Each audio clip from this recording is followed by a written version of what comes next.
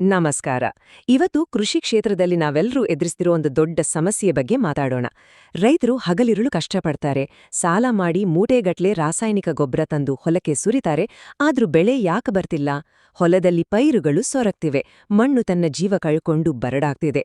ಇದು ಕೇವಲ ಒಬ್ಬಿಬ್ರ ಸಮಸ್ಯೆಯಲ್ಲ, ಇಡೀ ಕೃಷಿ ಸಮುದಾಯದ ಆತಂಕ.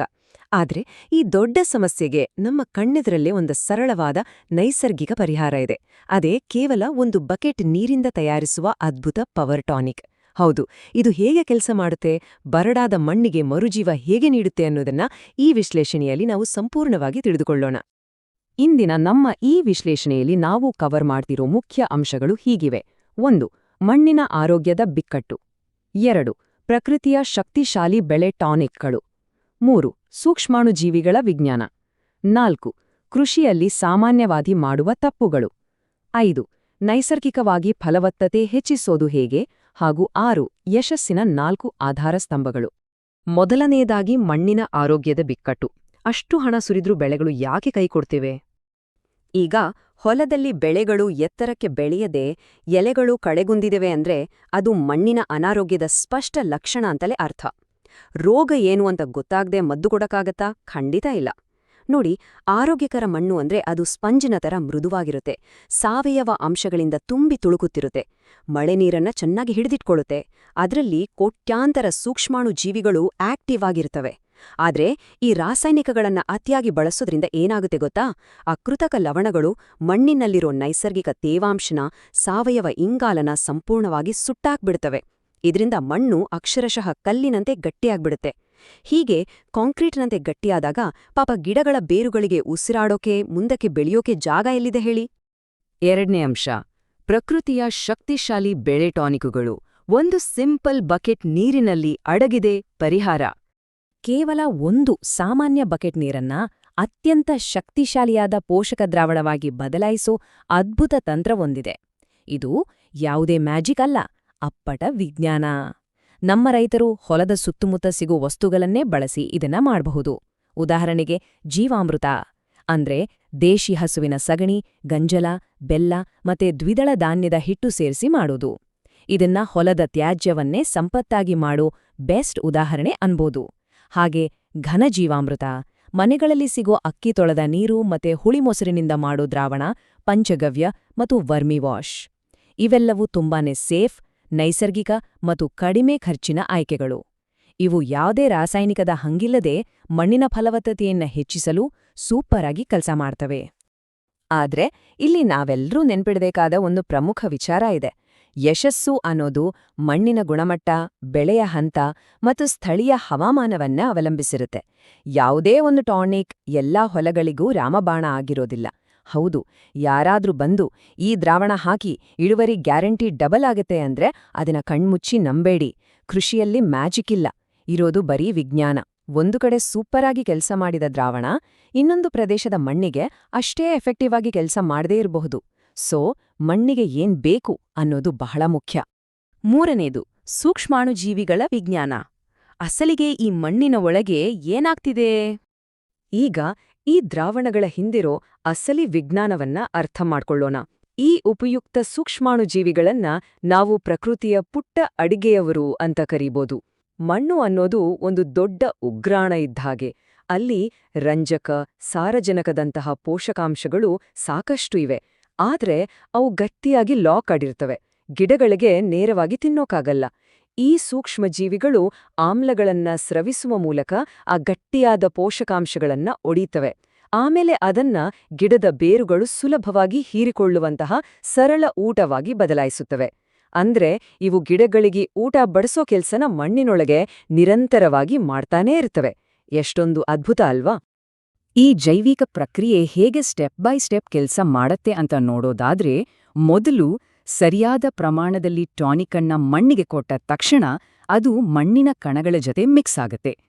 2ನೇ ಸ್ಟೆಪ್ನಲ್ಲಿ ಮಣ್ಣು ಮೃದುವಾಗಿ ಅದರಲ್ಲಿ ಚೆನ್ನಾಗಿ ಗಾಳಿ ಆಡೋಕೆ ಶುರುವಾಗುತ್ತೆ. 3ನೇದು, ತಕ್ಷಣವೇ ಈ ಸೂಕ್ಷ್ಮಜೀವಿಗಳು ಆಕ್ಟಿವ್ ಆಗಿ ಅವುಗಳ ಸಂಖ್ಯೆ ಕೆಲವೇ ಗಂಟೆಗಳಲ್ಲಿ ಸಾವಿರಾರು ಪಟ್ಟು ವೃದ್ಧಿಯಾಗತ್ತೆ. 4ನೇ ಹಂತದಲ್ಲಿ ಮಣ್ಣು ಕಲ್ಲಿನಿಂದ ಸ್ಪಂಜಿನಂತೆ ಮೃದುವಾಗಿಯೋದ್ರಿಂದ ಗಿಡದ ಬೇರುಗಳು ಯಾವುದೇ ತಡೆಯಿಲ್ಲದೆ ಭೂಮಿಯೊಳಗೆ ಆಳವಾಗಿ ದಟ್ಟವಾಗಿ ಹರಡ್ಕೊಳ್ತವೆ. ಫೈನಲ್ ಆಗಿ ಈ ವಿಶಾಲವಾದ ಬೇರುಗಳು ಮತ್ತೆ ಆಕ್ಟಿವ್ ಆದ ಸೂಕ್ಷ್ಮಜೀವಿಗಳಿಂದ ಗಿಡಗಳಿಗೆ ಪೋಷಕಾಂಶಗಳ ಹೀರುವಿಕೆ ಗರಿಷ್ಠ ಮಟ್ಟಕ್ಕೆ ತಲುಪುತ್ತೆ. ಈ ಒಂದು ಸರಪಳಿ ಪ್ರಕ್ರಿಯೆನೇ ಸಮೃದ್ಧ ಇಳುವರಿಗೆ ಅಸಲಿ ಕಾರಣ. 4ನೇ ಹಂತ ಕೃಷಿಯಲ್ಲಿ ಸಾಮಾನ್ಯವಾಗಿ ಮಾಡುವ ತಪ್ಪುಗಳನ್ನ ತಪ್ಪಿಸೋದು. ನಮ್ಮ ಒಳ್ಳೆ ಉದ್ದೇಶಗಳೇ ಮಣ್ಣಿನ ಜೀವಶಾಸ್ತ್ರಕ್ಕೆ ಹೇಗೆ ಹಾನಿ ಮಾಡಬಹುದು ಅನ್ನೋದನ್ನ ನೋಡೋಣ. ನೈಸರ್ಗಿಕ ವಿಧಾನ ಅಲ್ವಾ, ಹೇಗ್ ಬೇಕಾದ್ರೂ ಬಳಸ್ಬೋದು ಅಂತ ಅನ್ಕೋಬೇಡಿ. ಇದಕ್ಕೂ ನಿಖರವಾದ ಸೈಂಟಿಫಿಕ್ ರೂಲ್ಸ್ ಇವೆ. ಟಾನಿಕ್ ಒಳ್ಳೇದು ಅಂತ ಆಸೆಯಿಂದ ಅತಿಯಾಗಿ ಬಳಸಿದ್ರೆ ಅದು ಮಣ್ಣಲ್ಲಿ ಅಸಮತೋಲನ ಮತ್ತೆ ವಿಷತ್ವನ ಉಂಟುಮಾಡುತ್ತೆ. ಕಳಪೆ ಗುಣಮಟ್ಟದ ಅಥವಾ ಹಳೆ ವಸ್ತುಗಳನ್ನ ಬಳಸಿದ್ರೆ ಶ್ರಮವೆಲ್ಲ ವೇಸ್ಟ್. ಪಾತ್ರಗಳು ಕ್ಲೀನ್ ಇಲ್ಲ ಅಂದ್ರೆ ಆ ಕೊಳ್ಕು ಉಪಯುಕ್ತ ಸೂಕ್ಷ್ಮಜೀವಿಗಳನ್ನೇ ಸಾಯಿಸ್ಬಿಡುತ್ತೆ. ಮತ್ತೆ ಇಲ್ಲಿನ ಅತೀ ದೊಡ್ಡ ದುರಂತದ ತಪ್ಪು ಅಂದ್ರೆ ಮಧ್ಯಾಹ್ನ ನೆತ್ತಿ ಸುಡುವ ಬಿಸಿಲಿನಲ್ಲಿ ಸಿಂಪಡಿಸೋದು.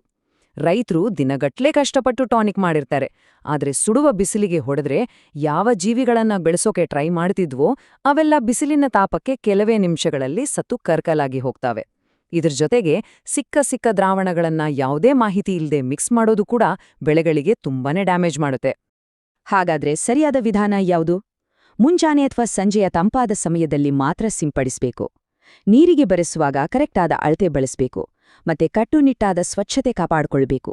ಸ್ವಚ್ಛತೆ ಯಾಕೆ ಇಂಪಾರ್ಟೆಂಟ್ ಅಂದ್ರೆ, ಪಾತ್ರೆಗಳಲ್ಲಿ ಕೊಳಕಿದ್ರೆ ಅಲ್ಲಿ ಹಾನಿಕಾರಕ ಬ್ಯಾಕ್ಟೀರಿಯಾ ಹುಟ್ಟಿ ನಮ್ಗೆ ಬೇಕಾದ ಜೀವಿಗಳನ್ನೇ ನಾಶ ಮಾಡ್ತವೆ. ನೆನ್ಪಿಡಿ, ಟಾನಿಕ್ ಮಾಡೋಕೆ ಬಳಸುವ ವಸ್ತುಗಳು ಎಷ್ಟು ಮುಖ್ಯವೋ ಅದನ್ನ ಬಳಸುವ ಸಮಯ, ಅಳತೆ ಮತ್ತು ಕ್ಲೀನ್ನೆಸ್ ಕೂಡ ಅಷ್ಟೇ ಮುಖ್ಯ. 5ನೇದು ನೈಸರ್ಗಿಕವಾಗಿ ಫಲವತ್ತತೆ ಹೆಚ್ಚಿಸುವುದು. ಅಂದ್ರೆ ಕೇವಲ ಬಕೆಟ್ ದ್ರಾವಣಗಳಿಗೆ ಸೀಮಿತವಾಗದೆ ದೀರ್ಘಕಾಲೀನ ಕಾರ್ಯತಂತ್ರಗಳು ಯಾವುವು ಅಂತ ನೋಡೋಣ. ಟಾನಿಕ್ಗಳು ಅದ್ಭುತವಾಗಿ ಕೆಲಸ ಮಾಡ್ತವೆ ನಿಜ, ಆದ್ರೆ ಬರೀ ಅವುಗಳ ಮೇಲೆಯೇ ಸಂಪೂರ್ಣವಾಗಿ ಡಿಪೆಂಡ್ ಆದ್ರೆ ಸಾಲ್ದು. ದೀರ್ಘಕಾಲಿಕ ಮಣ್ಣಿನ ಆರೋಗ್ಯಕ್ಕೆ ಕೆಲವು ಸಮಗ್ರ ತಂತ್ರಗಳನ್ನ ಅಳವಡಿಸಿಕೊಳ್ಳೇಬೇಕು. ಮುಖ್ಯ ಬೆಳೆ ಹಾಕೋ ಮುಂಚೆ ಹಸಿರು ಗೊಬ್ಬರದ ಬೆಳೆಗಳನ್ನ ಬೆಳೆದು ಮಣ್ಣಿಗೆ ಸೇರ್ಸೋದು ಬೆಸ್ಟ್ ಐಡಿಯಾ. ಉತ್ತಮ ಗುಣಮಟ್ಟದ ಕಾಂಪೋಸ್ಟ್, ಎರೆಹುಳು ಗೊಬ್ಬರ ಬಳಸಿ. ಇನ್ನೊಂದು ಅತಿ ಮುಖ್ಯವಾದ ವಿಚಾರ ಅಂದ್ರೆ ಬೆಳೆ ಕಟಾವಾದ ಮೇಲೆ ಕಸಕಡ್ಡಿ ತ್ಯಾಜ್ಯಗಳನ್ನ ಹೊಲದಲ್ಲೇ ಸುಡೋದು. ಇದು ಕೃಷಿಯಲ್ಲಿ ಮಾಡೋ ಅತಿ ದೊಡ್ಡ ತಪ್ಪು. ಸುಡೋದ್ರಿಂದ ಮಣ್ಣಿನ ಮೇಲ್ಪದರದಲ್ಲಿರೋ ಕೋಟ್ಯಾಂತರ ಸೂಕ್ಷ್ಮಜೀವಿಗಳು, ಅಮೂಲ್ಯವಾದ ಸಾವಯವ ಇಂಗಾಲ ಎಲ್ಲವೂ ಬೂದಿಯಾಗಿ ಹೋಗುತ್ತೆ. ಮಣ್ಣಿನ ಆರೋಗ್ಯ ಮತ್ತೆ ಝೀರೋಗೆ ಬರುತ್ತೆ. ಅದರ ಬದಲು ತ್ಯಾಜ್ಯಗಳನ್ನ ಹೊಲದಲ್ಲೇ ಕೊಳೆಯೋಕೆ ಬಿಡಿ. ಇದರ ಜೊತೆಗೆ ಕಟ್ಟುನಿಟ್ಟಿನ ಬೆಳೆ ಪರಿವರ್ತನೆ ಮತ್ತೆ ಮಣ್ಣಲ್ಲಿ ಯಾವಾಗ್ಲೂ ತೇವಾಂಶ ಇರೋ ಹಾಗೆ ನೋಡ್ಕೊಳ್ಳೋದು ಬಹಳ ಮುಖ್ಯ. ಕೊನೆಯದಾಗಿ 6ನೇ ಅಂಶ, ಯಶಸ್ಸಿನ ಆಧಾರ ಸ್ತಂಭಗಳು, ಸಮಗ್ರ ಕೃಷಿ ನಿರ್ವಹಣೆ. 4. ಹೌದು, ಸುಸ್ಥಿರ ಕೃಷಿಯಲ್ಲಿ ನಿಮಗೆ ನಿರಂತರ ಯಶಸ್ಸು ಸಿಗ್ಬೇಕು ಅಂದ್ರೆ ಅದು ನಿಖರವಾಗಿ ಈ 4 ಆಧಾರ ಸ್ತಂಭಗಳ ಮೇಲೆ ನಿಂತಿದೆ. ಇವು 4 ಒಟ್ಟಿಗೆ ಬ್ಯಾಲೆನ್ಸ್ ಆಗಿ ಕೆಲಸ ಮಾಡ್ಲೇಬೇಕು. ಒಂದನ್ನು ಕಡೆಗಣಿಸಿದ್ರೂ ಇಡೀ ಇಳುವರಿಗೆ ಪೆಟ್ಟು ಬೀಳೋದು ಗ್ಯಾರಂಟಿ. ಕೃಷಿಯಲ್ಲಿ ಯಶಸ್ಸು ಅನ್ನೋದು ಈ 4 ಅಂಶಗಳ ಸಮಾನ ಹಂಚಿಕೆ. ಮಣ್ಣಿನ ಆರೋಗ್ಯ 25%, ಸಮತೋಲಿತ ಪೋಷಕಾಂಶಗಳು 25%, ಸರಿಯಾದ ನೀರಾವರಿ 25% ಮತ್ತು ಶ್ರದ್ಧೆಯುಕ್ತ ನಿರ್ವಹಣೆ 25% ಭಾಗದಷ್ಟು ಪ್ರಾಮುಖ್ಯತೆ ಹೊಂದಿವೆ. ರೈತನ ಹತ್ರ ಬೆಸ್ಟ್ ಮಣ್ಣಿರ್ಬೋದು, ಪೋಷಕಾಂಶ ಇರ್ಬೋದು, ಧಾರಾಳವಾಗಿ ನೀರಿರ್ಬೋದು, ಆದರೆ ಶ್ರದ್ಧೆಯುಕ್ತ ನಿರ್ವಹಣೆ ಅಂದ್ರೆ ಸರಿಯಾದ ಟೈಮ್ಗೆ ನೀರ್ ಹಾಯಿಸೋದು, ಕರೆಕ್ಟ್ ಟೈಮ್ಗೆ ಸ್ಪ್ರೇ ಮಾಡೋದು, ಕಳೆ ತೆಗೆಯೋದು ಇವುಗಳನ್ನ ಮಾಡಿಲ್ಲ ಅಂದ್ರೆ ಬೆಳೆ ಸಂಪೂರ್ಣ ಫೇಲ್ ಆಗುತ್ತೆ. ಪ್ರಕೃತಿ ತನ್ನ ಕೆಲಸ ಮಾಡಿದ್ರೂ ನಿರ್ವಹಣೆ ಅನ್ನೋದು ರೈತನ ಜವಾಬ್ದಾರಿ. ಇವೆಲ್ಲವೂ ಸೇರಿದಾಗ ಮಾತ್ರ ನಿರಂತರವಾಗಿ ಭರ್ಜರಿ ಬೆಳೆ ತೆಗೆಯೋಕೆ ಸಾಧ್ಯ. ಫೈನಲ್ ಆಗಿ ಒಂದು ಮಾತು, ಪ್ರಕೃತಿ ಕೇವಲ ಒಂದು ಸಿಂಪಲ್ ಬಕೆಟ್ ನೀರಿನಲ್ಲಿ ಇಷ್ಟೊಂದು ಅಗಾಧವಾದ ಶಕ್ತಿಯನ್ನ ನಮಗಾಗಿ ಇಟ್ಟಿರುವಾಗ ನಾವು ಯಾಕೆ ಸುಖಾಸುಮ್ಮನೆ ದುಬಾರಿ ರಾಸಾಯನಿಕಗಳ ಹಿಂದೆ ಹೋಗಬೇಕು? ಇದು ಕೃಷಿ ಸಮುದಾಯ ಗಂಭೀರವಾಗಿ ಯೋಚಿಸಬೇಕಾದ ಪ್ರಶ್ನೆ. ಸುಸ್ಥಿರ ಕೃಷಿಯ ರಹಸ್ಯ ಇರೋದೇ ಪ್ರಕೃತಿಯ ನಿಯಮಗಳ ಜೊತೆ ಹೆಜ್ಜೆ ಹಾಕೋದ್ರಲ್ಲಿ, ಪ್ರಕೃತಿಯ ವಿರುದ್ಧ ಹೋರಾಡೋದ್ರಲ್ಲ. ಈ ಮಾಹಿತಿ ನಿಮಗೆ ಕೃಷಿ ನಿರ್ವಹಣೆಯಲ್ಲಿ ಖಂಡಿತ ಒಂದು ಹೊಸ ದೃಷ್ಟಿಕೋನ ಕೊಟ್ಟಿದೆ ಅಂತ ಭಾವಿಸ್ತೀನಿ. ಈ ಉಪಯುಕ್ತ ಮಾಹಿತಿಯನ್ನ ನಿಮ್ಮ ಇತರ ಕೃಷಿಕ ಸ್ನೇಹಿತರೊಂದಿಗೂ ಶೇರ್ ಮಾಡಿ, ಯಾಕಂದ್ರೆ ಜ್ಞಾನ ಹಂಚಿದಷ್ಟು ಬೆಳೆಯುತ್ತಲ್ವಾ. ಮುಂದಿನ ಬಾರಿ ಮತ್ತೊಂದು ಇಂಟ್ರೆಸ್ಟಿಂಗ್ ವಿಚಾರದೊಂದಿಗೆ ಸಿಗೋಣ. ನಮಸ್ಕಾರ.